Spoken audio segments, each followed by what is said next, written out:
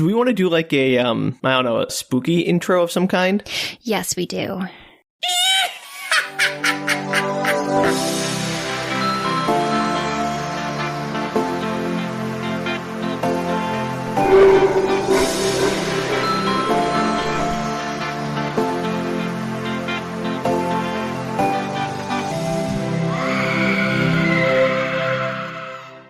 Hello, everybody, and welcome to Spook Retorts. I am your host, Danielle, and this is my lovely assistant, Count Samula. And this is the podcast where one of us has a strange piece of media that we share with the other person who has no experience or knowledge of it. And this month is our Halloween episodes. Welcome to our Halloween special! All month Halloween-themed episodes. And I am going to start us off with a fabulous movie, a veritable classic of a film. I'm already shaking in my cape and fangs. We are doing House of Wax. It's this 2005 movie. It's a remake or a revisioning of an older classic film. What's the older classic film called? Also House of Wax? I'm pretty sure. Yeah, I figured. Yeah, I'm not familiar with that movie. I might watch it after this. I'm curious if it held any kind of similarity whatsoever. But this one is the 2005 rendition of it, and it's pretty 2005. Okay, whatever that means. I'm going to send you a copy of the summary. I did a very short summary because all of them were kind of giving away a little too much information, and I think this is one of those movies that's a little more fun just to kind of find out the weird stuff as it goes along. The real horror is spoilers. And so I'm going to send this to you. I think this was IMDb, if I remember correctly. Oh, those are like one sentence of nonsense. Perfect. Yeah. I went through a bunch. I really did look, but just everything gave away way too much information. Well, then what's the point? All right, let's see this. All right, so what I have in front of me says, a group of teens are unwittingly stranded near a strange wax museum and soon must fight to survive and keep from becoming the next exhibit. Now, when you told me the title House of Wax, I assumed that was more metaphorical than a literal wax museum. I thought that'd be a little bit too on the nose, but apparently I was giving this movie too much credit. It gets even better than that, Sam. You're gonna die. It's great. Oh no, it's a dying. Scream. That's scary. Oh, this is going to be a puns. very long episode with all the puns, Danielle. All right, let's start this. So this movie, like I said, 2005, it has a lot of actors from that period, just to As give you a little would background. expect. Absolutely. It'd be hard to have an actor from like 1832 in it. So, you're funny. My personal favorite actor in this movie is Chad Michael Murray. Oh. He was an actor in such TV shows as One Tree Hill and classic movies such as A Cinderella Story with Hilary Duff, classic 2000 staple. Hilary Duff is a staple of 2005? Yeah, give or take. Sure. She's not in the movie, but she was definitely in that movie with Danielle, Chad you got my Murray. hopes up for nothing. I know. It would have been good with her. It also stars Jared Padalecki, who was in Supernatural, probably where you know him from. He played Sam. Hey-o. Hey, there's only one Sam in this podcast. He was also on Gilmore Girls. It also stars Alicia Cuthbert, who, to be honest, I'm sure I've seen other places. She looked vaguely familiar, but she was in Are You Afraid of the Dark? So, oh, you did some research for this episode, did you, Danielle? I was just curious what else I'd seen her in, but then I couldn't really figure it out. And it also has Paris Hilton in it. Well, all right, now I'm sold. I really enjoyed her in Hottie or the Naughty. Yeah, that's the one I was thinking of. I don't know where you're going with that, Sam. It took me a while to figure out what I knew her from. There's also a musical that she was in. Well, that's not important. Yeah. That movie that we were talking about that one day. Okay, Danielle, very specific. Our audience will appreciate that diversion. Let's move on before we lose any more listeners. Okay. So this movie gets progressively weirder. It actually starts out pretty standard horror movie. That's not teens. They're college age horror movie type. It starts out very basic horror movie with the college aged kids in it. And Good then it save. kind of gets stranger and stranger. And I am definitely going to skip over the slight torture-y bits that are in it because I don't think they're particularly necessary to the plot. So just if anybody's familiar with this movie, I'm leaving them out on purpose. Because they're gross and they don't contribute anything? Basically, and I think this movie is best when it leans into its premise about being about a house of wax. Danielle, no one calls wax museums a house of wax. You'll get there, Sam. We'll get there. I mean, maybe they do, I guess. I don't know. I haven't. How many wax museums do I know of? I only know of Madame Tussauds, and I don't know if she calls it Madame Tussauds House of Wax or just Madame Tussauds Wax Museum. That's a great question. I'm not sure either, and I have been in a Madame Tussauds, so you think I would remember. I may just put my foot in my mouth. Listeners, tweet Danielle the answer. Please do. Okay, so I'm gonna go through the opening scene kind of quickly because it is relevant, but it doesn't need detail. So the opening scene just starts with a pot of wax that's boiling on the stove. Like it's clearly used quite frequently for that. And it's the 70s. There's a 70s mother. Everything's filmed from the waist down for various reasons. And so everything's just kind of that. For the whole movie or just the scene? Just that scene. Okay, just that'd be opening really weird. scene. That would be really weird. And she clearly has some kind of artistic tendencies towards wax. She has a wax face sculpture that she's pouring wax into to create like a lifelike face. A mold? Yeah, a mold. And she's pouring wax into it. And there's a kid that's eating Cheerios in a high chair. And she's talking to the kid like, you're such a good kid. Look at you eating your Cheerios or whatever. And during this very idyllic scene, suddenly a screaming child is brought in by the dad. The dad like brings him in and is like, why can't you be like your brother? You're a freak, and he straps him down to this high chair that's in there. It's obviously some like childhood trauma going on that both parents are totally fine with. Yeah, no kidding. Right. That's basically the scene. And it is relevant. Otherwise, I probably would have skipped over that more. But it cuts ahead to a group of college-age kids who are going on a road trip. And this is more modern day. This is 2005. Ooh, so modern day, 15 years ago. Yeah. You can tell it's 2005 because of the cell phones. So are they all flip phones? No, they're all the like clunky. I had one of these actually. It's like they're not very big, but they're heavy duty plastic cell phones. They have the little tiny screens and you had to like do the numbers probably for your texts. T9. I'm old. Yeah, those ones. They are going on a road trip to a football game. There's 2 carloads full of them, and they're all friends. And it's mostly following the female, the Alicia Cuthbert character. Her name is Carly, which is what I'm going to refer to her as from here on out. And well, that's her name, so that helps. Yes, but you know me and character names, so I'm going to refer to her as Carly. It's established that she's moving to New York soon, and her boyfriend, who's played by Jared Padalecki, his name's Wade, I believe. Wade. I know. Way to go. Oh, he's not sure if he wants to go with her or stay in the small town that they're from. So it's kind of a tension between them, you might say. I'm sure the movie will address that with care and sensitivity. Yes, totally does. It really doesn't matter. To be honest, none of these character traits matter.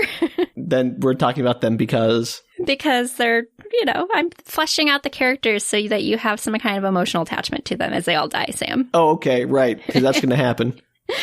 There are 2 friends that are with them, and it's a couple. One's played by Paris Hilton. Paris Hilton has a boyfriend that has absolutely no personality other than being Paris Hilton's boyfriend. Makes sense. Yeah. And they're a couple, and they're the couple in the horror movie that just have sex repeatedly while there's a horror movie going on. Oh, okay. So that makes sense. Yeah, the trope. There is another friend named Dalton who's kind of like the stoner comic relief character. And he invited along Carly's brother. And there's some tension about Carly's brother, whose name is Nick. He is played by Chad Michael Murray. Woo! Ooh. And not everybody's happy that he's there because he was recently released from jail. He was bailed out of jail because he stole a car. Aww. I know. And he apparently is blaming everybody for his own problems. And you'd think that would go somewhere with character development or into the plot. And it does not. You'd He does be wrong. not have a epiphany about how his own actions cause his own problems. Okay. Well, glad we have him in the movie. He's an important character. It doesn't really matter if he stole a car or not. Cool. But he's the one with the attitude. Oh, he's a rude dude with a tude. Absolutely. So they hit the road. They're at a diner and they, finish up their food and they decide to hit the road and they're trying to get going towards this football game, which apparently is very far away and it starts to get dark. So they discuss pulling over. Because driving in the dark is impossible. Yeah, they're tired or something. I think they'd planned to stay overnight because they have a bunch of camping equipment in the back of their car. Oh. And so Jared Padalecki sees a sign as they're traveling for So you're Trudy's. going to call Carly. I absolutely am going to do that. What his name is Jared Padalecki the whole time? But his name is Jared Padalecki. What's the character's name, Danielle? His name's Wade. Okay. See, I'd already forgotten that because you're never going to call him Wade again ever in this movie. And it's not. a great name. Okay, fine. Wade, I'm not going to promise that I'm going to stay with Wade. Just I know so you won't. I'm pretty sure all my notes say Jared Padalecki. Okay, great. So Wade sees a sign for Trudy's House of Wax, like one of those roadside attraction signs. And he's interested in it. He's like, oh, that seems kind of cool. And everybody in the dark? car. Isn't it It's close? getting dark. It's getting dark, yeah.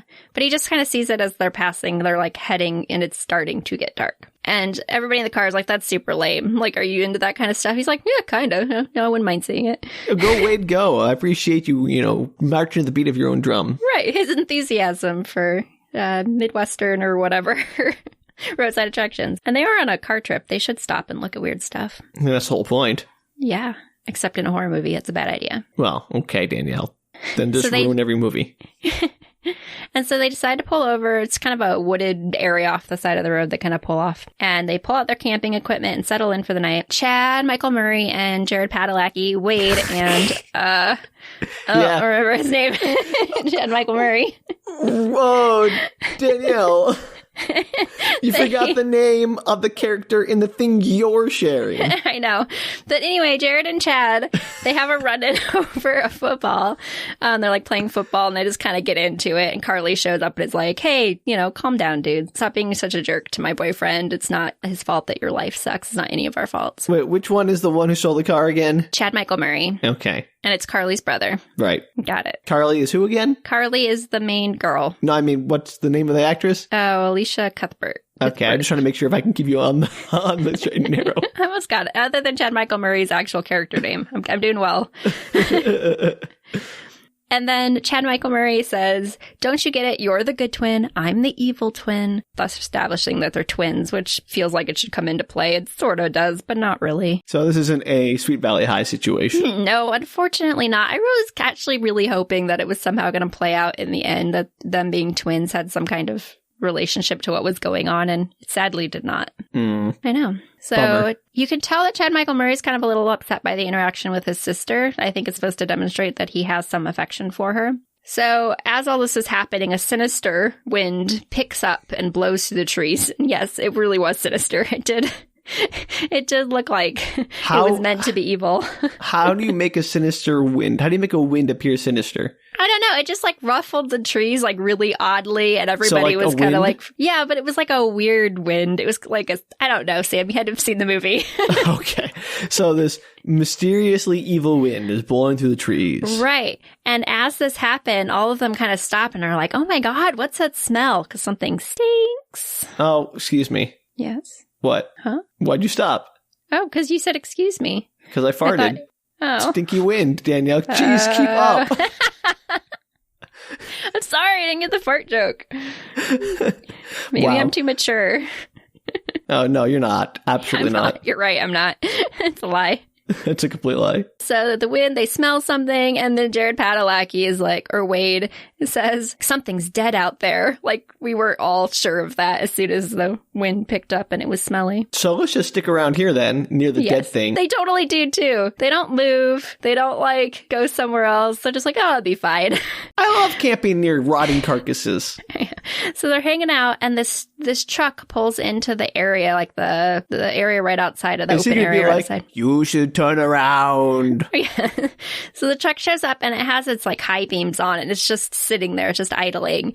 And they're kind of waving at it, like, "Do you need something, buddy? Like, what's going on?" They thought maybe they're on his property, but they didn't pass any signs or gates or anything. Mm-hmm. And nobody gets out of the truck, of course. And Chad Michael Murray, because he's the one with the attitude, he gets upset about it, so he picks up his beer bottle and throws it at the headlight of the truck, and it breaks it. And the truck idles there for a little bit longer. Nobody comes out. Then they leave. The truck leaves. That seems like a safe interaction that I want to stick around for. I know, but college kids, they just like hang out, and they're like, that's fine. Danielle, They all drink. I was a college kid. So were you. This is not how they behave. They're not morons. They're not complete dum-dums who are like, let me just throw a bottle out of a car, smash a headlight. No one gets out and they just drive away. That's clearly going to end well for us. He's not going to go get like his friends to come rough us up or whatever. Yes, I agree. But to be fair, they're probably like mostly drunk and, 20. Okay, sure. So nothing happens then. They drink, they go to sleep. There's some little shenanigans, but I hear something, and they get out and look at the tents, but nothing's going on, and they all go back to sleep. But they all oversleep because they're hungover the next morning. And so they're kind of in a rush to get to the game, which is where they were actually going. And they're all packing their stuff up. And Wade, realizes that his fan belt is broken on his car. And he's like, man, I just fixed this. This is brand new. Very mysterious. Yes. Spooky car repairs. Absolutely. And the girls, Carly and Paris Hilton, those are the two girls, go off to What's find Paris Hilton's character name? I forgot. I don't know the answer to that question. Okay, there's two. There's two we don't have. I have Chad Michael Murray's earlier in my notes. I just don't remember it. Okay, sure. I'm not sure that I ever counts. put Paris Hilton's down, to be honest. Wow, okay. So well, let's move on then. Paris Hilton it is. Paris Hilton and Carly go into the woods to use the restroom, and they smell the gross thing again. And Carly is somehow the dumber of the two of them. She's like, I think it's coming from over there. I'm gonna go check it out. No. I know. And Paris, bless her, she's like, yeah, let's go follow the smell. That's a good idea. Follow the smell book road. She was like not into it at all. Oh, come on. That was a great pun. Follow the smell. What? You don't listen to me at all. No, you said follow the Smellobic Road. Yeah. Yeah, that was good. All right. You know what? I don't need your pity.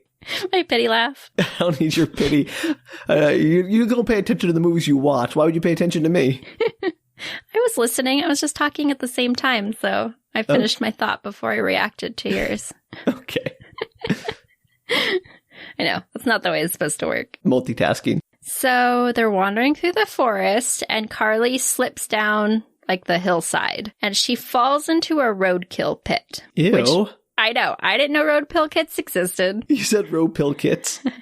I didn't know that roadkill pits existed. I like roadkill kits. But apparently this movie posits that they do. Did you bother to look up if they're a thing? No, I didn't, because Good. Gross. Work it up to the minute here. So she is like landed in it, which is pretty freaking nasty if you ask me. She's in the pit, and she sees like a human hand pushed out of all the dead animals, and she's freaking out. She's trying to get out of it. She can't get out of it, and all her screaming brings everybody over, and they all pull her out of it. Her upper body's kind of covered in all this gooey, gross stuff. Mm-hmm. And as they're down there, as they're starting to walk back up the hill, a pickup truck pulls in, and they immediately think maybe it's the same truck from last night, but the headlight's not broken on the front, so they assume it must be somebody different. Oh, yeah, this will be safe. Yeah. And so this guy comes in, he has a dead deer in the back of the truck. It's like a work truck, and he pulls it out and dumps it in there. And they're like, hey, there's a human hand in there. Have you seen that? And so the guy with no words whatsoever, because, deliverance country, he decides to walk across the pit with all the animals and just goes to reach down to pull the hand, and it pops off as he pulls on it. And it's part of a mannequin that he found on the side of the road, supposedly. He didn't just say, hey, that's a mannequin. He had to go over there and dramatically pull the hand out of the pit. Yeah, and then he goes, do you need a hand? Okay, all right, I like this guy. I hope he kills them all, because he's awesome. It was pretty funny. There aren't many funny lines in this movie, and that was a pretty funny one. And they're all like, oh, God, no. And so it ends up that he offers them a ride. He's like, there's a town just up the way, because they tell him about the fan belt. And they're like, hey, if you want to ride up there, I'll give you and your girlfriend a ride up there. So Jared and Carly. And the other ones decide they're going to go on to the football game, because they're not going to make it if they don't leave. So do they have two cars or just one? They have two cars. Yep. Okay. Because there's a bunch of them, so they had two cars. So they split up. That team goes to the football game, and then that Jared and Carly end up in the car with the creepy guy. Yeah, this couldn't go wrong. And I know, roadkill guy. And they are suspicious. To be fair, this movie does have moments where you're they act like people would act. You're freaked out by things that they should be freaked out by. Not always, but often. Mm-hmm. And so they get to the end of this road, and it turns out it's washed out. And he's like, the town's just around the corner, but if you help me put in my 4-wheel drive, like he has to manually do the 4-wheel drive. I forgot the road was washed out because I'm not up here very often. I'll take you like over it. And they get like super suspicious and they think that he's going to try and like kill them or something. And he has a big like hunting knife, you know, that he uses for the destruction of the roadkill animals. Sure. And so they're just like kind of freaked out by them. They're like, no, man, we're going to walk. It's totally fine. He gets kind of put out by it. And they walk around the corner, like go across the washed out area, walk around the corner. And sure enough, there's a town just right in the corner. And they're like, oh man, we're jerks. He was totally trying to be helpful. Well, was he? I don't know. You'll find out soon. Okay, great. So this town, it's a really small town. It's like one of those one-street towns. There's nobody in the road, but there are cars parked and stores, lights on. They see a woman closing a curtain at a window, like up, you know, on the second story. And they hear music from the gas station. So they head to the gas station, but there's nobody there. Okay. Mm-hmm. Empty gas station playing music makes sense. Yeah, totally. And they get a phone call from the group that went to the football game that says they're turning around because they're dead stopped in traffic. They're never going to make it. They've totally missed the game. And they agree that they're going to meet later at the washed out road and get a ride back. Is it a cell phone call? Yeah, cell phone. Ah. Everybody has cell phones. That's one horror movie where cell phones exist. I know. And it's like totally legitimate when they don't use their cell phones. It's amazing. So Jared notices the House of Wax at the end of the road because it's the town where the wax museum apparently was. And he's like, why don't we go hang out there while we're waiting for whoever's in charge of they're coming back, obviously. The music's playing. And she's like, we are not going to a wax museum. Let's go find somebody. And so they decide to go to the church, which is like right across the way. So they step into the church, and as they walk in, they realize they've interrupted a funeral service. Ooh, I know. pas. So they do the like back out thing, like, so sorry, and they walk out. And the man who was standing at the casket when they walked in, who turned around and looked at them, he comes out of the church a few minutes later as they're kind of debating what they should do. And he's a little like put out that they interrupted the service, but they're like, oh, we're just looking for the guy, you know, our cars broke down, and we're looking for Bo, the guy who runs the gas station. They'd learned his name from the roadkill guy. Okay. And he's like, oh, I'm Bo. Obviously, I'm in the middle of this funeral service. Like, let me finish up. And somebody I love dearly, I'm going to put the casket in the ground and I'll be there in, 45 minutes or whatever. Mm-hmm. And so she goes back into the church. They head out. He's kind of a little sleazy. He's like talking specifically to Carly. He's not really talking to Jared Padalecki. And Jared gets all kind of butthurt about it. You never ignore Jared. I know. First off, in reality, who would ignore Jared Padalecki? I mean, apparently you ignored his character name. Yeah, but his name's Wade. I know it. All right, fair enough. Okay. Wade yourself into that pit of roadkill. So they decide while they're waiting, they're going to go to the House of Wax. While they're waiting? Waiting for the guy at the funeral. It was another Wade joke. Yeah, I know. I was ignoring it. Oh, okay.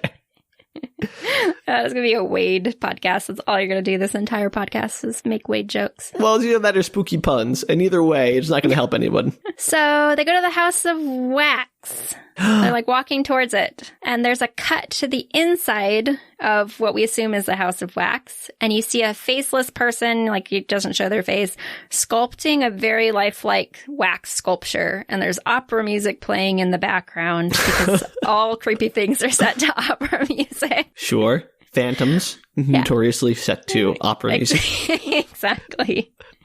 And that's the be-all, end-all of creepy things. So Jared's pretty excited about this house, and he walks up to it, and he scrapes at it, and he realizes, Sam, that the entire house is made of wax. That seems like a bad idea. Wouldn't that melt? And so and this is where I realized, I didn't know much about the movie either, and this is where I realized the House of Wax was literally a house of wax. That is the dumbest thing I've ever heard. But isn't it kind of cool? Like, if you were driving down a road and you heard about a house made of wax and, like, everything's made of wax in the house and it has wax sculptures, wouldn't you go check it out? I mean, probably, but I love those touristy trap kind of places. Me too. I was, like, super excited about that. I was like, yeah, I would die because I would totally go to that house of wax.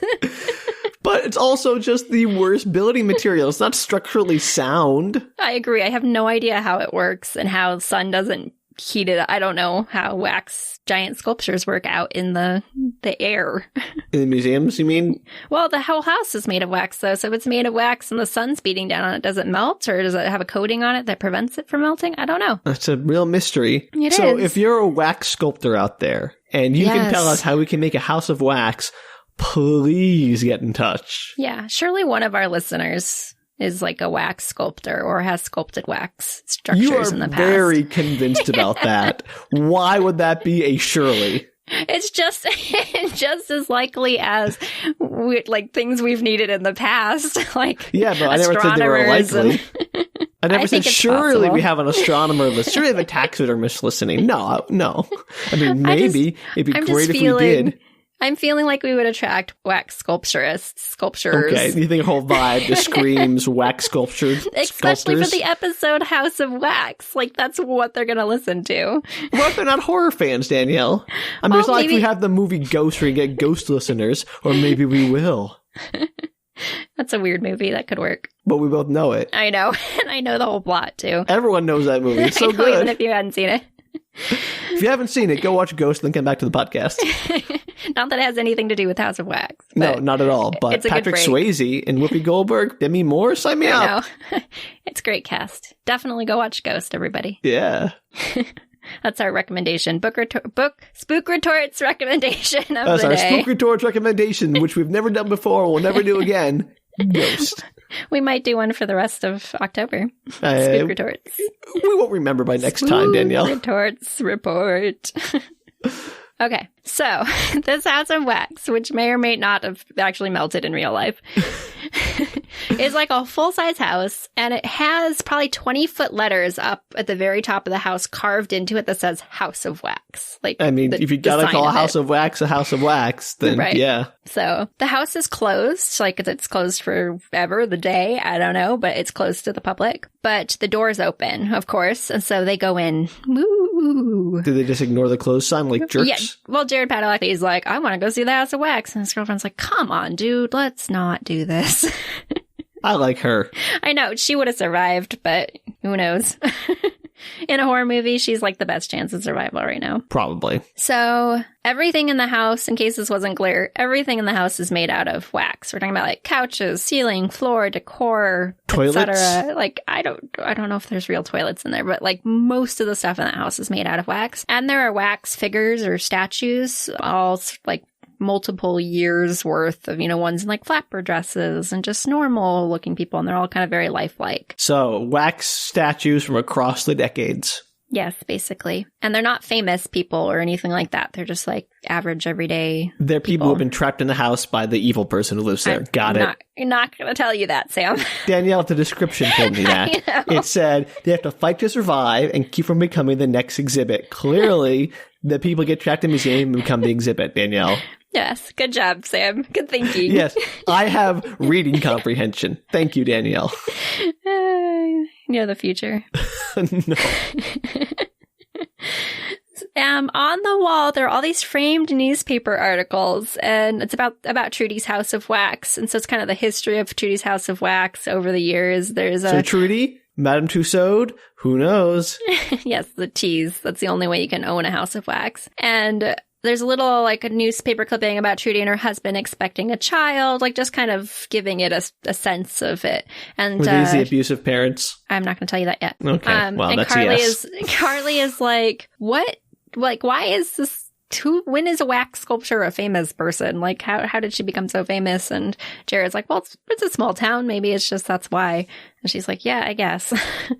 So she's kind of like perplexed by it. So she's looking at all the different, and they're like little sculptures as well, not just the bigger ones. And like mini people or like children? No, like little, like animals or just weird, not even animals, but just like mermaids and just like real, like actual wax She trapped sculptures. A mermaid? No. No, that's just not like, cool. Like art sculptures, like real ones. And so she's looking at them. She kind of like, she turns one over and it says Vincent on the bottom. And then she notices that like a lot of them say Vincent on them. And there's also artwork on the walls that says Vincent. So clearly this is like the person who does the wax creations. The sculptor. Yeah. And there's this scene where Jared sees a dog. And he's like, oh, they even made a dog into a wax statue. And he walks up to the dog, which is it's like, alive. It's not moving at all, Sam. It was not moving. That's not how dogs work. That's not how dogs dogs work. It's No, just dog standing works. there frozen, and he walks up to you, he's like, oh, what a good dog, like thinking that it's wax, and then the dog barks at him, and he like jumps, and I was like, why was that dog not moving? Dogs are nothing but motion. Like, they wiggle their butts all the time. They're so I know. happy. I was like, no way. Like, somebody was standing off screen, obviously, and being like, stay there. Yeah, no ridiculous. kidding. He's the most unnatural dog I've ever seen.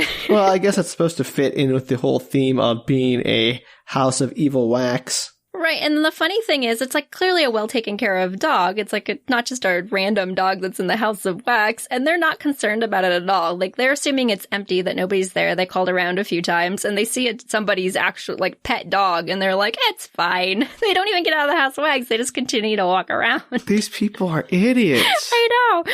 So I was like, come on, people. You almost deserve to die at this point. You feel that about a lot of horror movies. I know. And so Carly is like walking around the room. She looks, there's a mirror on the wall, like I'm sure it had a wax probably frame, but it's an actual mirror. And she rubs some dust off of it, looks at herself, and then she sees out the window behind her like a face of somebody. And Of she course, jumps. mirror jump scare. Yeah, of course. And she's like, I saw somebody out there, I swear. And so Jared's like, stay here. I'll go look. No! Don't split the party. That's how you get a TPK. And then the weird thing is, instead of just like standing at the door or something, like is what I probably would have done, just like waited where I was like standing, she just decides she's going to continue exploring the wax museum that she had no interest in. Oh. I know. So he's outside and you kind of see him passing the windows a few times. He finds like Dorothy doors. Do you know what Dorothy doors are? You mean cellar doors? Yeah, the cellar doors. Sorry, I couldn't remember that. Actually, we call them Dorothy doors. Midwest. And so Is this he, Midwest or just you? no, that's a Midwest thing. It's Dorothy doors. Okay. So it's a real phrase Okay, good to Yeah. know. for tornadoes, obviously. Yeah, no, we got it. Yeah. And so he pulls on them and they don't open, and he's kind of just looking around and going like through the bushes, and he doesn't see anybody, and you kind of see him passing the window and like waving at her. She like, it's the horror movie thing. She's wandering around. Everything starts to look like more and more creepy to her. It's dark. You know, her boyfriend's not in the house anymore. And she like basically freaks herself out, knocks over a wax statue. No! Right. It breaks and she runs out of the house into Jared's arms. Oh, Jared, you are so, I don't know, comforting. I don't know. I mean, he probably is. I could wait in your eyes forever. So they decide to head back to the gas station to see if they can meet up with that guy. It's probably been about the time, and so they're kind of looking through his stuff. He's not there yet. They see a fan They're belt. very snoopy. They're very snoopy. Jared, it's like that's his whole character trait. You'll see in a little bit. He's like the snoopiest person I've ever seen. I like how you call him Jared still. Like, Yeah. Jared Padalecki is the Snoopy guy, as opposed to his character, Wade, who he is Well, playing Wade- because he is not. Jared is not, in fact, Wade- a Snoopy person in a horror movie. Well, Wade, fine. Wade is looking for his fan belt, but there is the size that he need is not on the wall. And as he's looking through it, the guy shows up. His name is Bo. That's the one that was at the funeral service. Right. So Bo is there, and he is like, hey, you guys are being awfully snoopy. Yeah. Yeah, totally You fair. snuck into my funeral, you snooped around the house of wax, and now you're poking through my fan belts. Yeah, not that he knows. Were the fan belts just like in an aisle or what? Yeah, because the door was open to the gas station, and it has like one of those auto shops kind of connected to it, and they're just up on like the wall of the shop. So But it was clearly closed and they went in anyway. I don't know if it was clearly closed, but they knew that the guy wasn't there. But they were just like, well, we'll grab it while he's here, and then, you know, in case he doesn't come back, we'll leave money for it, but let's give him a few more minutes. So they were just looking at the sizes and pulled one off. Okay. Yeah. So Bo shows up and he's like, oh, you're looking for a size 15 or whatever it is. I don't have them here, but I have them back at my house, which is where I get some of my stuff delivered when I'm not at the shop. But if you want to come up to the house, which isn't far, I can get you that size that you need. How and they're convenient. like, sure. I know, because horror movie. Come on. So as they're driving up to the house, they get the spooky backstory of the town. Of course. So they're driving up to the house, and they mention that they snooped at the House of Wax, which he's like, dude, seriously? And they said, oh, we noticed that Vincent was written on a bunch of the artwork there. And he's like, oh, yeah, that was Trudy's son. So Yep, probably the disturbed one. he says, yeah, it's a terrible story. Vincent's father had a medical practice in another town, and he went under because he was doing some illegal surgeries that he wasn't supposed to be doing, stuff that other doctors wouldn't touch. Ooh, like Yeah. bunions. Yes, like bunions. Yes, that illegal surgery. Underground you bunion know? surgery. Look, The whole Danielle, plot I of know. this movie is about bunions. Danielle, I know what the seamy underbelly of the medical industry is, and it's bunions all the way down. Okay, let's go with it. You write that expose. What am I, a journalist? I'm no hero, Danielle. I'm just a man. You could be. You could give it to a journalist. Sure. All right, I'll call the Post. So he talks about how the practice went under and they moved to a smaller town and kind of just restarted their lives, restarted the practice in the smaller town. And they had some more kids. And then unfortunately, Trudy had a cyst in her brain and she rapidly declined in mental health till she became incoherent. Aw. I know. And the doctor was so depressed that he couldn't save her that he also killed himself. And the two kids ended up in foster care. Okay. That's not great. I know. Depressing story, but you need a depressing story for a horror movie, apparently. Gotta have the disturbed ghosts. I gotcha. Yeah. Gotta know why. So they reach the house, and Jared has to use the bathroom. So Wade has to use the bathroom. So he follows the guy into the house. Carly stays in the truck. If one of them does, the other one does too. I get it. No, Carly stays in the truck. Then Bo goes inside to get the fan belt. And as Jared is using the bathroom, he continues his childlike instinct to search all things. Does he look through the medicine cabinet? No, he comes out of the bathroom and he sees like a room off to the side, like a office room. Don't go to this guy's office. No! Everybody's waiting on him. They need to get back to the car, and he decides that he's going to go search through some guy's office while he's like using the bathroom. In the house. Jerk. I know. I was so mad at him. Wade, Jared thing, you're on my bad list. So he sees those jars, like the science jars, you know, that have the science jars in them. Like they always have like the fetus in them or whatever. You mean like the formaldehyde preserving jars? Yeah, like those. Okay, so they're gross. Right now. So they're in the room, and then he pulls back a curtain and he sees a doctor's table and a tray that has all those old timey medical instruments that look particularly disturbing. Yeah. And they're all just like lined out on the tray, and the exam table's next to it. And he's like, cool, old medical instruments. And I was like, dude, get out of the house. It's a red flag. I mean, man. I know. It was crazy. I'm like watching this game. I'm like, what are you doing? like clearly that's bad. I know. So he's like super into it. He's like spinning them and playing with them. And meanwhile, Carly's out in the truck. And she gets out to stretch her legs. She's been waiting. And she notices that the truck has a broken headlight.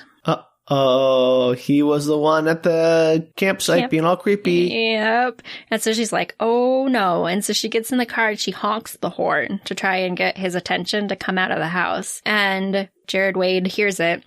And Wade does not come to my mind first, Sam. I'm sorry. Just go with Jared. It's fine. I'm just going to make fun of it, though.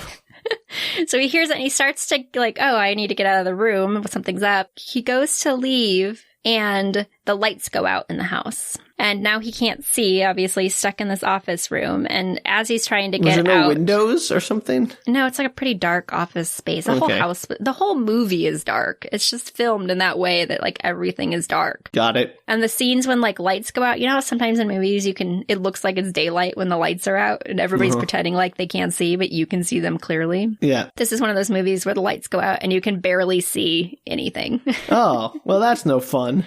Yeah. And so you can kind of see he's, like, trying to get around. You can see little flashes of stuff just where light is, but not majorly. And he ends up, like, a knife comes out. You know, there's a guy in there with him. A knife comes out. He gets stabbed. Not Jared Wade Padalecki, whatever his name is in the movie. Yep. It's terrible. So he gets stabbed a few times. He, falls down. He's unconscious, hits his head or whatever. And you can see somebody pulling him by his feet down the hallway. Wow, this would never have happened if he just hadn't gone into that room like an idiot. I know. Well, it probably still would have happened, but it wouldn't have happened in that room. Maybe the kitchen Danielle. Or something. Well, okay, if there's a murderer in the house, like the murderer's not going to let him leave. Why wouldn't he just gotten out? All right, you know what? Maybe. I don't know. This movie is crazy. Let's go. He still had to walk through the hallway, like into the kitchen, out the door anyway. So Carly keeps honking the horn. He's not coming out. So she makes a call on her cell phone to the football group. I guess maybe Jared didn't have a cell phone. I don't know. To the football group who in a previous scene, actually split up. So Paris Again? Hilton. Yeah, Paris Hilton and her boyfriend had made camp, so they decided to get camp prepped for everybody. And then Carly's brother, Chad Michael Murray, and his friend Dalton headed back in the car to meet up with him at the washed out section of the road. Okie dokie. Makes sense, I guess. It's because Paris Hilton's boyfriend asked them if they would go ahead because he wanted to have sex with Paris.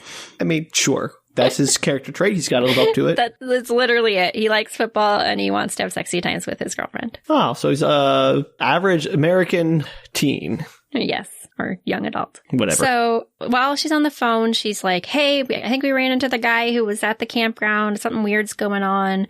And as she's on the phone, Bo comes out of the house and she's like, hey, where's Wade? And he's like, oh, he must still be in the bathroom. He's not out here. And she doesn't trust him, obviously. Good. And so she ends up locking herself in the truck, which is like the closest thing available to her. And she's like, I know you were at our camp. And of course, he's like, get out of my car. And he ends up breaking the window of the truck. And she does actually a very cool maneuver, which I don't think I've ever seen in a movie, is she's like leaning down because the glass got broken in the truck. She's in the driver's seat. She leans down and she pushes the gas pedal with her hand to make the truck move forward. And she's like, she can't see, obviously, but she's steering with one hand and like pushing the gas with the other until she can get away from him and then lifts up so that she can actually see where she's going. How did she shift it to gear? She had like her hand. She was like shifted it and then she was steering. Anyway, it was actually kind of impressive. It was kind of a cool maneuver. I'd never actually seen anybody do that. I was like, good job, Carly.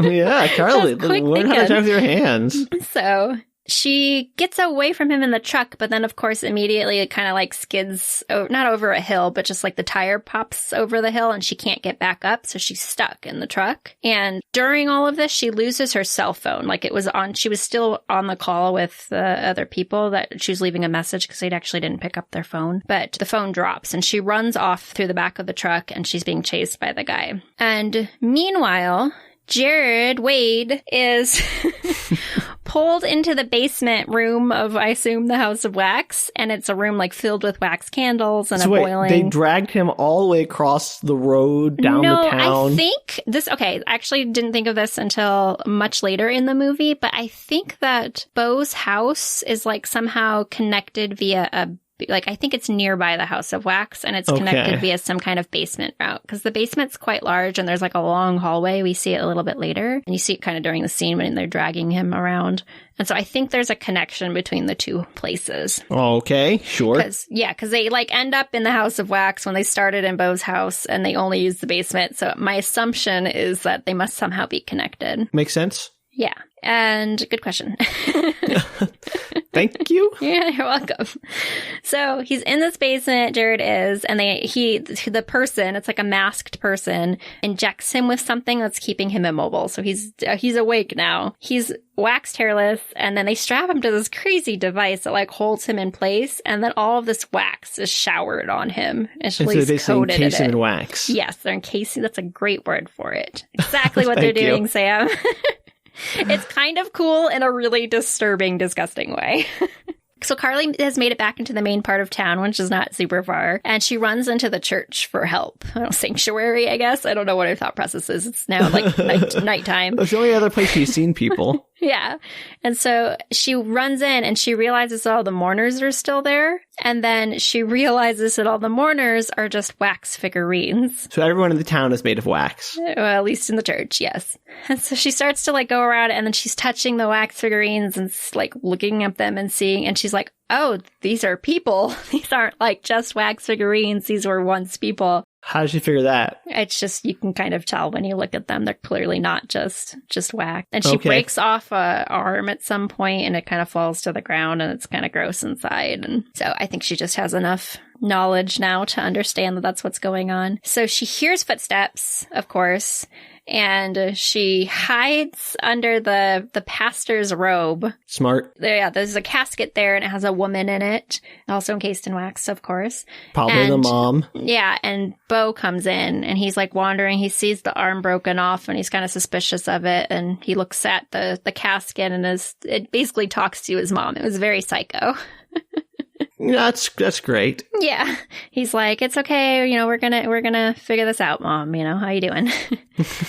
And then, of course, he realizes that Carly is in the space and he catches her. And he takes her back to this gas station and he straps her to a chair and glues her mouth shut. So she's there and he gets, I know it's gross. He gets interrupted because Chad Michael Murray and Dalton have now shown up at the washout and have walked into town and they're checking the gas station because they know that's where they were last. But she can't scream for help because her mouth is glued shut. And she's kind of like in the basement area of the gas station, yes. Everything has a basement in this town. They might all be connected by a basement. It's entirely possible. Okay. We'll get more into the town a little bit later. Great. So they hear music at the gas station, but they don't see anybody. And Dalton decides to go check the House of Wax to see if they're over there, because Wade had mentioned it when they passed. And Chad Michael Murray decides to go get a drink. So he goes up to the 24-hour shop that's like the store, and it's locked. He knocks on it, and the camera kind of pans, and you see that everything in the little like Minute Market store is all rotted and gross. And so clearly it hasn't been open for a long time. But he doesn't know that. He can't tell from the outside. And so he walks back over to the gas station, and Bo comes out of the gas station. And Chad is like, hey, did you see my sister that came through here? And he's kind of like suspicious of him. And Bo's like, oh, nope, didn't see anybody, which seems like a dumb answer to that. You could have been like, oh, yeah, they were here. I don't know where they went after. You know, we got a fan belt for them. Like that, yeah. Like a much more likely. He probably would have left you alone if you had said that. Instead, he's like immediately suspicious because he's like, but they said they were going to the gas station. Like they're at the gas station. Yeah. How have you not seen him? Somebody else here? And they're like, oh, no. He's like, well, you know, my brother was here for a bit. Maybe my brother dealt with them. They might be back up at the house. I'm happy to take you up there. Oh, man. Everyone's just happy to go to the house. I know. And Chad is still suspicious of him. And meanwhile, Carly has managed to break out of the chair that she's strapped to. Mm-hmm. And she kind of like pulls her mouth open and she's able to scream. And so Chad Michael Murray, bless his little heart, because he has such an attitude problem, he immediately like starts wailing on the guy. He doesn't even like, he just like starts punching his face. That's the right reaction though. I know. He like tackles him, he's punching him, and he gets ahead of the guy because he's like not winning the fight necessarily, but he gets ahead of the guy and he locks him out of his own store, like locks all the entryways into the gas station. And he runs down there and he gets Carly out of the basement. Is there a weapon they could find in the store maybe? I know. Here's the dumb thing. This is one of those moments where I was like, well, grab a weapon. Like, obviously grab a weapon. And they're just kind of wandering around. And he does grab a wrench at some point. Carly, I don't think grabbed anything, which was weird. I was like, not that a wrench isn't a good choice, but there's like probably other things that give you more space. A tire iron yeah, or like something like that. I don't know if I do a hand tool so much as something that would give me a foot or two of space to be between me and the other person. Like a pole. Yeah, lots of things. Lots of things in a gas station you could use besides a wrench. They were doing so well, Danielle. They're doing so well.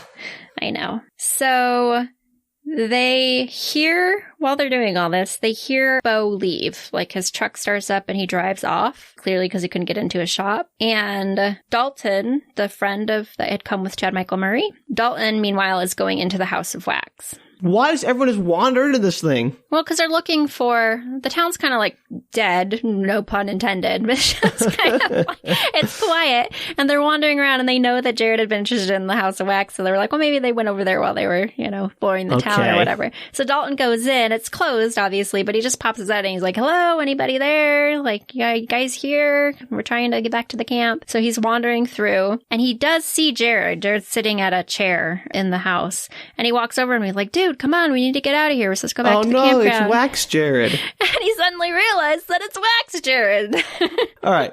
I have a question, Danielle. Absolutely. Because maybe I missed something, but if you cover somebody in wax, like, you still have to recreate all their features, their hair. Yes. You have to paint it and the clothing. How much time do they have to do this? Okay, I have no idea how Jared got done so quickly. I'd be honest, I also was questioning how within, 2 hours or something? Yeah. Like, they managed to create a fully formed Jared.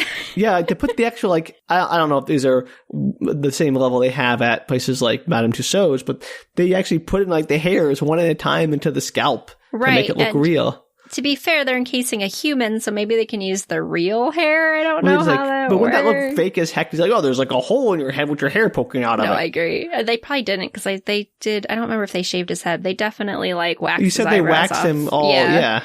So I don't know, Sam. I don't know. I also had that thought.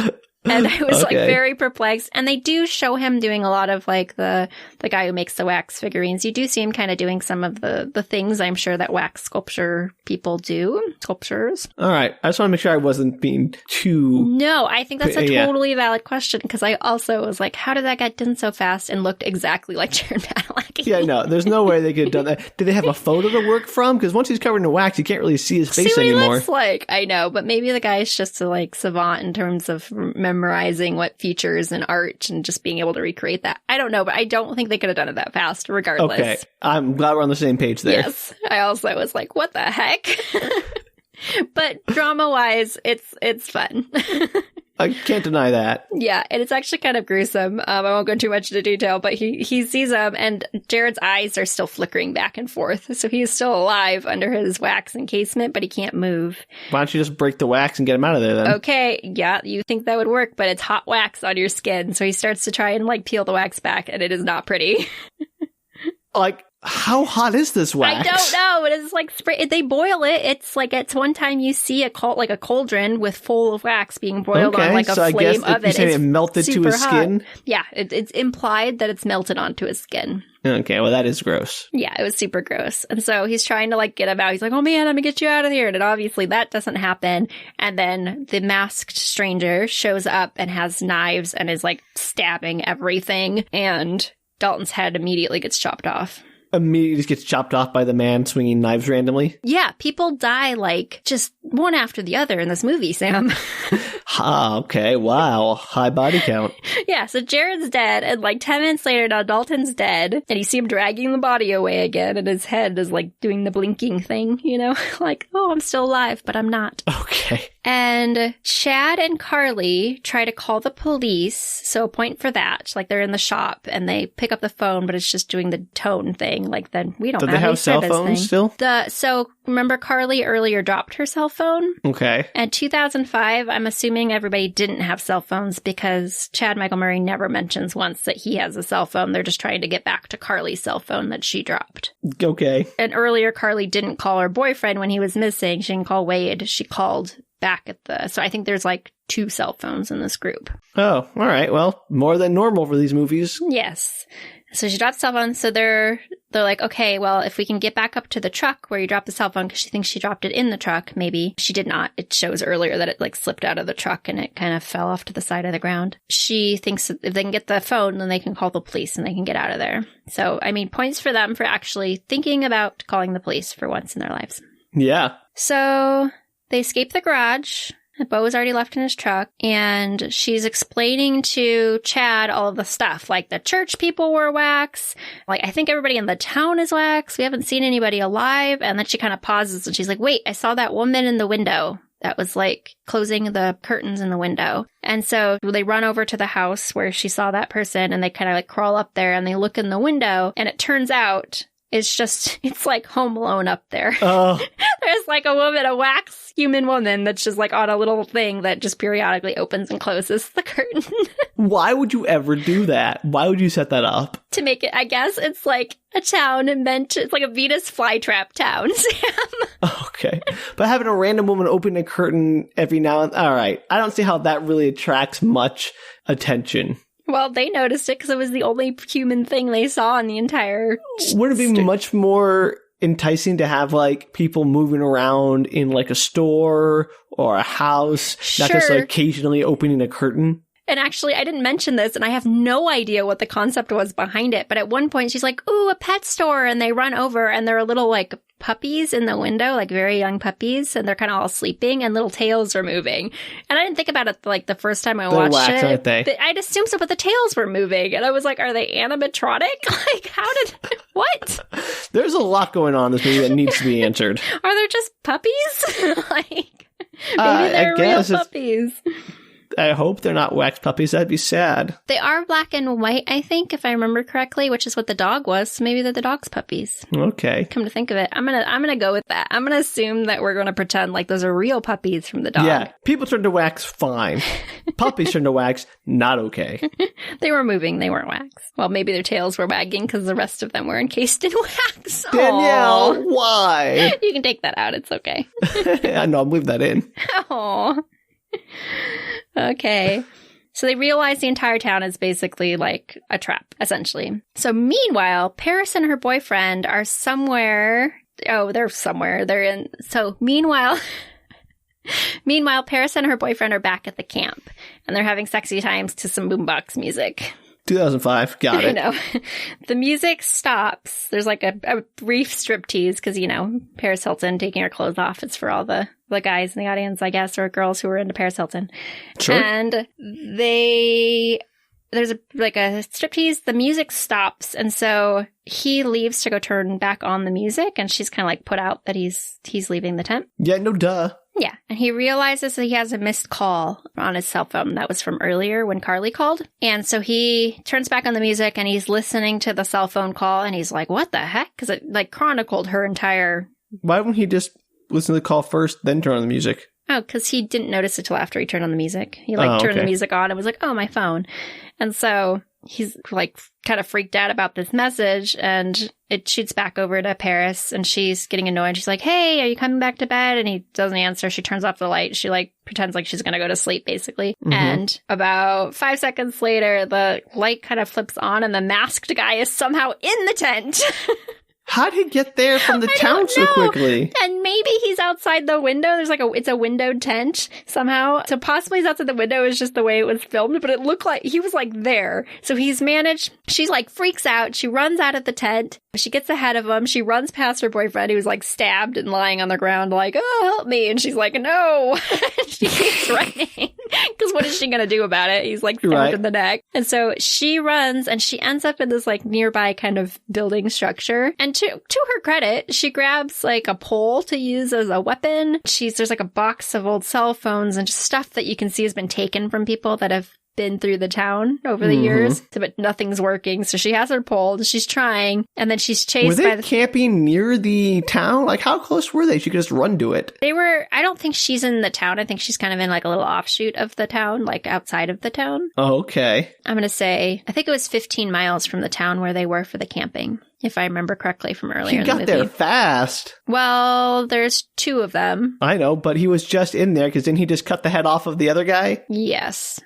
But again, I'm assuming everything's connected by underground basements. That's a good point, Sam. I don't know. 15 miles is a long way to go by an underground basement, Danielle.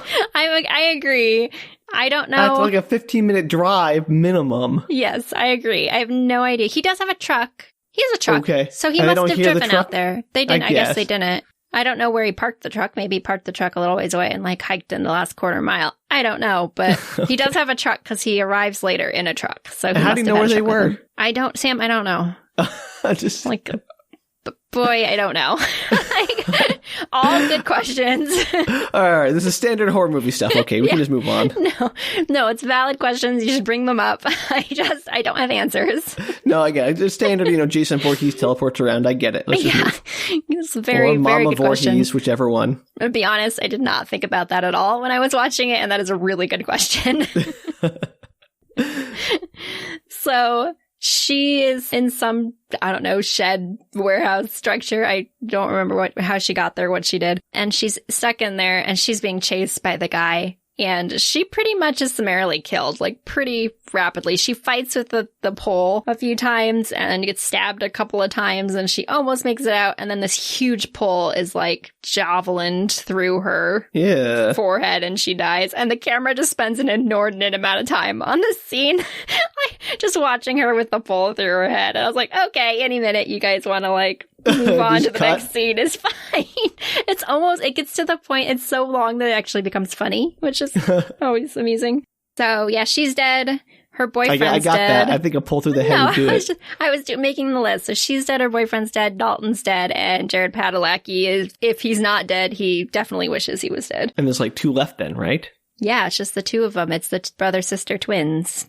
Evil, good twin. Wow, good for them. Yeah. So 4 people dead very rapidly in succession. And our plucky heroes. Are they really heroes? I mean, well, they're the heroes of the story in that they're the ones you want to live, theoretically. Do we? Unless You're on the side of the waxers, in which case, no. I mean, the wax guys are kind of funny. They make good jokes. And these guys come around poking through all their stuff. I'm kind of on the waxer side. Like, get out of our town. You're right. Like, they didn't ask you to come here and start, like, nosing around through my house of wax and poking through my room with my weird medical stuff and poking through my gas station. Like, we were just out here minding our own business and you just stormed in here. Sure, I'm on the side that if death is the retribution for being nosy, then I guess they deserved that. Look, I'm not here to judge on what the appropriate punishment is for crimes. I'm not that person.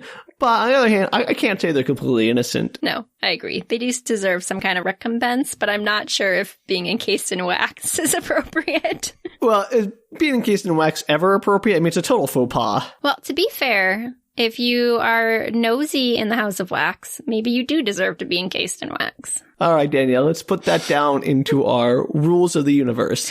Absolutely. Be nosy in the House of Wax, become part of the House of Wax. So they're concerned that they're going to run into Vincent. They know Bo had left with the truck, but they assume Vincent is the brother and is around here somewhere. Chad breaks a window of a shop where there's like a sportsman wax figure, like a hunter, and there's a bow. So apparently somebody along the way was a bow hunter and got encased in wax. Wait. He finds a bow. The guy's name is Bo. I think there's a connection. Yeah, and now it's funny when Bo gets shot by an arrow later. I figured that was going to happen. And while they're stealing it, because they break the glass, it's very loud, Bo appears behind them, of course, and starts shooting at them with a shotgun. Shotgun beats Bo. I'm going to say that right now. It does. Of course, he misses twice, because apparently with he can't shotgun? shoot. Yeah, and he's not that far away, Sam. He's like 40 feet away. Like, it's not that far. Danielle, I've never fired a shotgun in real life, but I imagine they're one of the things it's harder to miss with. Yeah, it was pretty impressive because he like completely like they're not even moving the first time that he shoots. They just broke the glass and are like standing there admiring the bow that they found. Man, all right. I'm no longer on his side. I know. It was impressive. So that was my first thought when he missed. I was like, how did you miss? So they run and they end up in a movie theater that's filled with wax figures. And everything starts up when they go in there. You know, the video comes or the big sure magic starting yeah, thing. like Okay. I'm sure they explain that, I don't know, but old timey music starts and all that kind of stuff. And Bo follows them in there. And I have no idea where Chad Michael Murray disappears to, but Carly ends up sitting down and pretending to be one of the figurines. Not a bad plan, but you think they know all the ones in their theater? Yeah, and it kind of looks like at the beginning he's sort of counting, which is funny, but then that's quickly abandoned and now he's not sure anymore. And I was like, okay. So Bo's like going around, he has a few near misses, and then at some point he definitely sees Carly and she ducks right as he shoots, and he shoots the wax figure behind her, and she runs out, and then Chad Michael Murray appears out of nowhere and shoots at Bo. With the bow. With the bow. Bo with the bow. And it goes through his arm, and they both run out of the theater, and as Bo runs out of the theater, Chad Michael Murray is like right at the door and he shoots him through the chest, and Bo goes down on his back. With the bow again or with the shotgun? With the bow, because he still has the bow. Okay, I don't know. You said just shoot him from point blank. Sorry, bows and arrows don't really work very well at point blank. It wasn't really point blank. It was like 6 feet away. Okay. It was like right as he opened the door, he shot him through the chest. Got it. And of course, they go over to him and they like kick him to see if he's still alive. And I'm like, double tap. Like, what exactly? He's not dead. He's clearly not dead. No. Finish the job. Carly checks his pockets for shotgun shells because obviously they wanted to upgrade and they only have the 2 arrows to the bows, and there's no more shotgun shells, and they just leave him there. And I was like, chop off his head. Strangle him. Do something. I was so mad. They do that in every horror movie. So instead of doing like literally anything else after this, they think the guy's dead. They know there's another attacker. They know that their friends are probably toast, but they're not sure. They decide they're going to go look for their friends. And so they're like, That's not a good idea. Go get help. They're like, let's do a 1 through of Bo's house and see if we can like find Wade, because maybe he's still in the house, because they don't know yet that he's encased and waxed and mostly dead. Yeah, mostly dead. So they end up back at the house. They see like a gun box thing, and then so they're looking for a key, and Chad runs upstairs. He's just kind of, I don't know why he goes upstairs, but he does. And Carly's still looking downstairs, so she's like opening drawers, and she finds old clippings, newspaper clippings, about a doctor who separated conjoined twins. And and how it was like a huge medical, like, not disaster, but a big medical deal, breakthrough? You know? Like, nah, I wouldn't say breakthrough. Like, because I'm pretty sure it's probably referencing the fact that the dad had to finish his practice. Remember, he was like, run out of town or whatever. And I'm assuming the medical practice they were referencing was probably that Was it a scandal? Yeah, like a scandal, kind of. Okay. And so there's a couple of clippings of that, and there's a picture of the conjoined twins at birth, and like one of them, its face is kind of like stuck to the side of the head of the other one. Oh, that's the mask. Yeah, and then there's like pictures of just kids growing up, you know, like older pictures of them. And she's all like, oh, this is mysterious. Maybe it must be the brothers. And she hears a noise, like somebody coming into the house, and one of the pictures drops to the floor, of course. Yep. She shoves them all back in the drawer, and she hides. And who comes into the house? Sam, who is Bo? it? It's Bo. It's Bo. Filled with arrows. Bo filled with arrows. And he's no longer Bo, he is Quiver. He's Quiver. And so Quiver is over there trying to take out the arrows. He's like trying to get them out of his chest and out of his arm, but it's not going super well. So she's trying to hide. She hears a truck pull up. She looks out the window and she sees Paris Hilton and her boyfriend dead in the back of the pickup truck. And she's like, oh no, my friends are dead. Well, you'll be too if you don't get out of there. I know, bummer. And Bo hears the truck as well, and it turns out that it's Vincent, his brother, and he comes in, the guy with the mask. He comes in, and Bo just gives him what for. He's like, you're not supposed to leave without me. You're such a freak. Like, how dare you? And Vincent is kind of, I don't know, ignoring him, you could say. And he goes and he heats up a spoon, like a metal spoon over a flame, and he fixes his mask. And it turns out his mask is made out of wax as well. Because it's kind of all beaten up from the fights that he's had. And Bo kind of changes his tune a little bit, and he's like, you're doing so well, you know, look how lifelike your creations are now. Aren't you glad that you followed my directions and used real people for your masterpieces? And so you kind of get the idea that Bo is the mastermind behind it and Vincent kind of the pawn, tool. You know? Yeah, the tool. And so then Bo sees the picture on the ground and realizes that they're probably in the house. And Carly, meanwhile, had snuck up the stairs. And she is... Up the stairs, okay. Yeah, because they always go up the stairs. But to be fair, I think the entryway is blocked by Bo and Vincent. And so she snuck up the stairs, and Chad grabs her, and Chad had found a trapdoor upstairs, and it leads to the basement, the magical basement that apparently is beneath the entire town. So upstairs, he found a trapdoor? I'm pretty sure he went upstairs. I don't think he went downstairs. I think he went upstairs. Okay, that's one way to architect it. Yeah, so it's super interesting. And so they're in the basement, and they go down this long hallway, and they can't see anything, and they find a switch, like the switches, the fuse boxes, and there's just a whole bunch of them. They're not labeled, and so they just start turning on and off all the switches, trying to find the light to light up the basement. And of course, like all the lights in the town are like going on and off. The sounds are going on and off. The like weird carousel music, like you know, like all the things that happen when you turn on like a carnival town, basically. Yeah, I got it. And so immediately Bo is like, oh, they're in the basement at the fuse box. Duh. And they do actually get the light on, and they run through there, and they find like the wax shop, essentially. So there's a huge cauldron boiling with wax in it. They see Dalton tied up to the machine with the wax sprayed on him. And Ew. I know. And Chad, Michael Murray, is like, oh, Dalton, you know, let me get you out of there. And he goes to like pull him, but the head pops off. Which is kind of funny. Okay. Macabre. I like it. Know. And Vincent follows them down there, and they get into a fight, and they accidentally hit the thing that controls the fire, and it becomes like really big under the cauldron of wax. Uh-oh, they're going to melt the house. And during the fight, the wax spills over, and everything gets set on fire, and like the whole workshop's now on fire. And so they run upstairs, or Carly runs upstairs. Vincent's trapped in the basement, and he kind of uses a mattress as a cover and gets through the flames. So you like clear that he's probably going to come out of that alive. And they run upstairs. Carly sees Wade's wax body, and she's like, Wade! And that's like all Wade gets. It's just a passing comment because they're running. Well, they got time for this, Danielle. They got to get out of there. I know. And Chad sees Bo, and again, plus Chad, Michael Murray, he just like jumps on Bo and starts hammering on him and like beating him up again, which I love. Mo's taking a lot of punishment. I know. In horror movies, it's so funny because usually people like only fight when they absolutely have to. But no, Chad Michael Murray is like head first, always just like rushing the bad guys. Like, I'm going to kill you first. I appreciate that. I know. I was kind of into it. It's like kind of different than usual. And as you mentioned, Sam, the house is made of wax.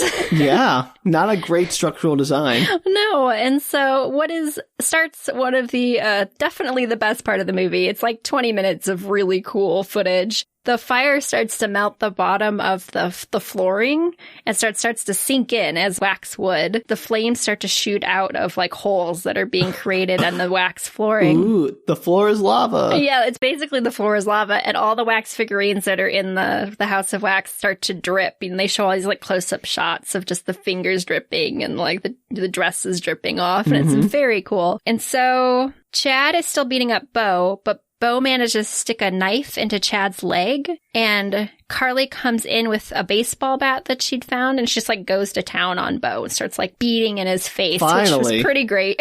Yeah, he's very dead now.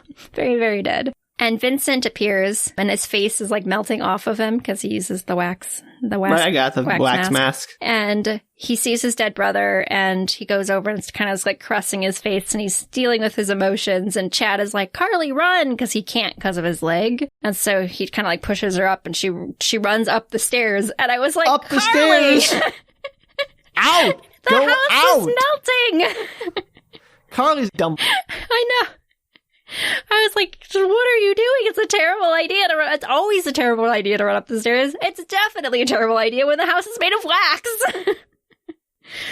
So Vincent runs after her. He leaves his brother behind, and Chad Michael Murray can't run because he's stuck on his leg. So she ran someplace useless, and he's stuck below. Yep. Good job. She ends up in a wax recreation of their childhood room that they had made, and there's a wax figurine in the crib of the conjoined twins. Ew. I know, it's gross. But she pushes the wax crib to block the wax door. And Vincent uses like the biggest knife known to mankind, and he cuts through the door, and symbolically it cuts through the two twins, like it cuts them apart where they would have been. It separates them, yeah, just like the surgery did. The two twins. I was like, okay, that was very on the nose. This movie doesn't seem like it deals a lot in subtleties. No, it does not. And he makes it into the room, and Carly's trying to, like, psychoanalyze him out of killing her. Like, you're just doing this because your brother made you. You're just an artist. Don't kill me. I'm another person. I really loved your work. She could be outside, but she had to go upstairs. And while they're kind of doing this, Chad Michael Murray has meanwhile, like, basically, like, drug himself up the melting staircase to get up there to try and help her. Why is everyone going upstairs? Because he's trying to help his sister. I know, but dumb. She had gone outside. They'd be fine. Yep.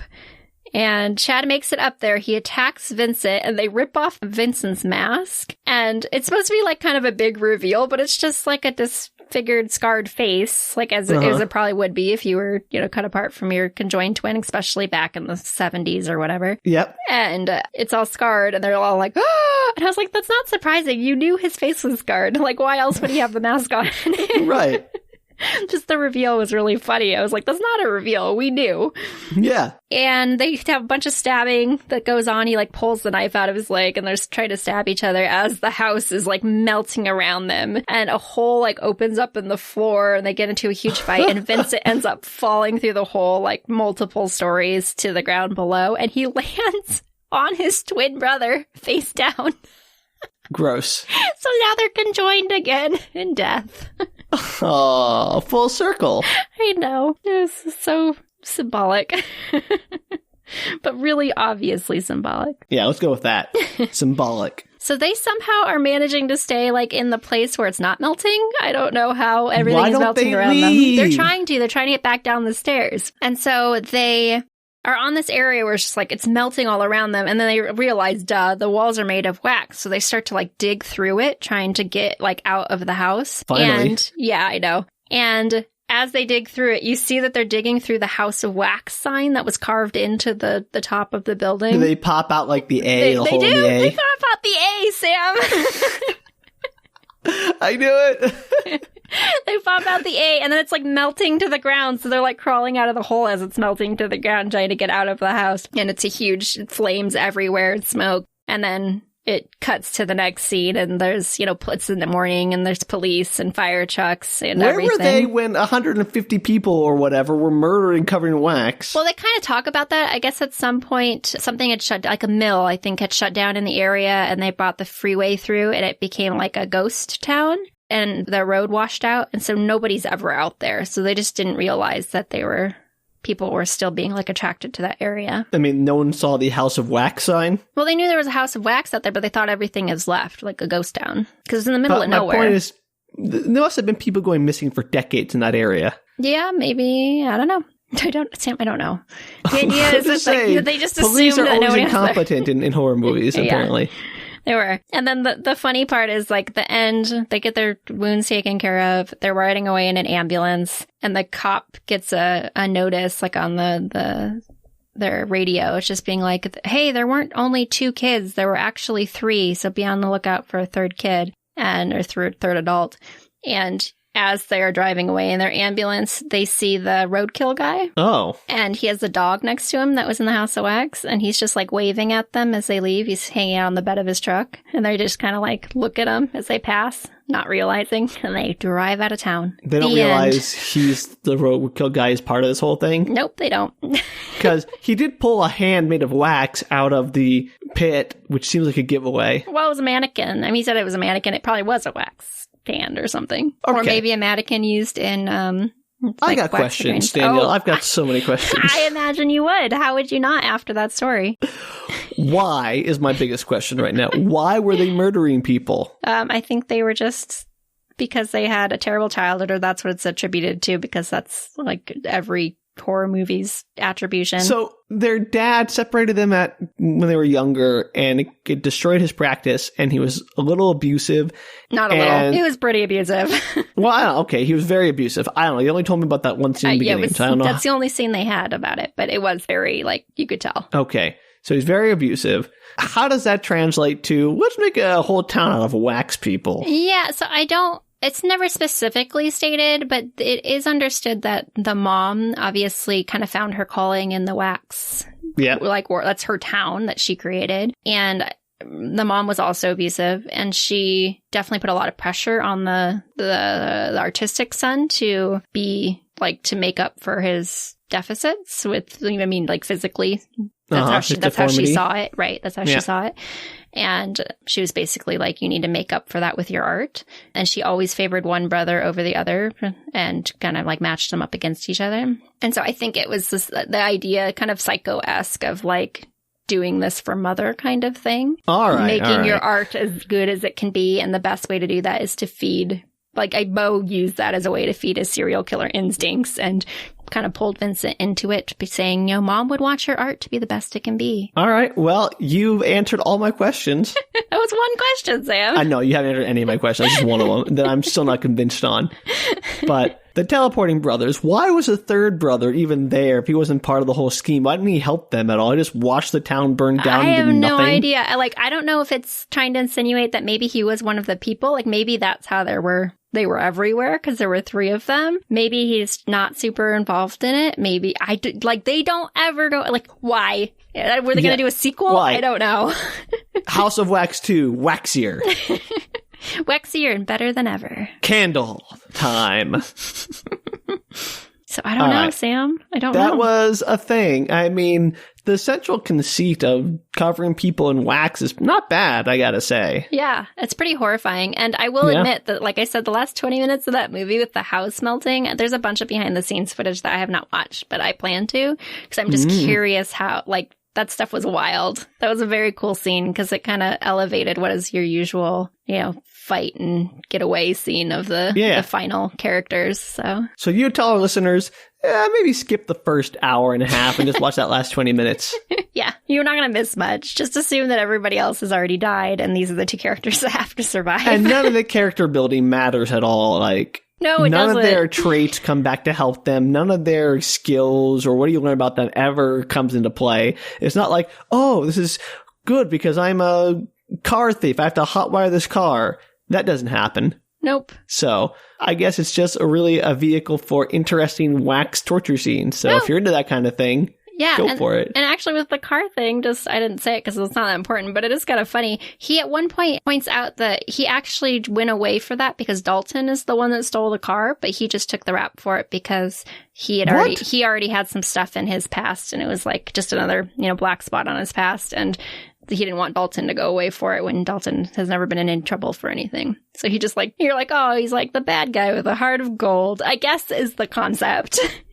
Okay. But it doesn't play into it. You're like, there's all this backstory with these characters. And other than I guess the two brother and sisters that are twins, reconciling, and that never comes back either, the twins. Why do they have to reconcile? Were they fighting a lot before this? Yeah, they were argumentative because he kind of blamed her for going to jail for the car. I guess at some point she had, the police had shown up and been like, hey, what's the deal with the car? And she's like, I don't know. And because she didn't just stand up for him, he was blaming her. And she's like, it's not my problem. You're the one who stole the car. I didn't tell them that you stole it. I didn't even know it was stolen. Fair enough. Convoluted backstory, and for not much. I'm not sure why it all existed. No, I think the movie should have focused more on the Waxy guys, the Waxy brothers. I want to hear more about their backstory. Yeah. So it was pretty classic. I mean, it was a fun watch. I didn't mind the 2 hours I spent on it for sure. And definitely the last 20 minutes of that film made it worth watching in terms of just ingenuity and creativity. Okay, Danielle, big question. Yes. On the spooky scale. Spook scale? How spooked were you? How many spooks out of 10? How many spooks out of 10? As you know, Sam, I watch a lot of horror movies, so... Yeah, okay, you're just a creepy person, I get it. I don't it's hard. I'm not scared by scary movies very easily, especially just slasher flicks. I'm not asking you, how scared were you personally, but on the scale of spooky movies, how spooky was this movie? There are some, gruesome scenes in there, which are not my favorite things in horror movies, and so those, I definitely, look away from the screen whenever that happens, because I'm not, I just don't want to watch it. But it's not being scared, it's just ew, gross. Right, I got it. And so I would say, gosh, it's not that frightening, but it's kind of unnerving. I'm going to give it a 6.5, 7. 6.5 wax figures out of 10. Yeah, 6.5 wax figures out of 10. All right. It's definitely fun enough, scary enough. Well, that's a pretty good way to start our spooky month with a fairly spooky movie that is ridiculous. But in a great way, in a waxy way. It is a wax classic. Wax classic. If you watched House of Wax and were particularly frightened by it, please let us know. Or even better, if you have answers to all of our questions about the practicality of making wax figures from people, please reach out to us. You can find us on Twitter, Facebook, or Instagram at Book Retorts. Or you can reach us at bookretorts.com through email. And until next time, stay spooky. Nice. Thanks.